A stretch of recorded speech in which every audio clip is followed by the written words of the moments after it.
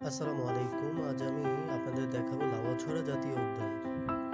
লাউয়াছড়া জাতীয় উদ্যান বাংলাদেশে অবশিষ্ট চিরহরিৎ বনের একটি উল্লেখযোগ্য নমুনা।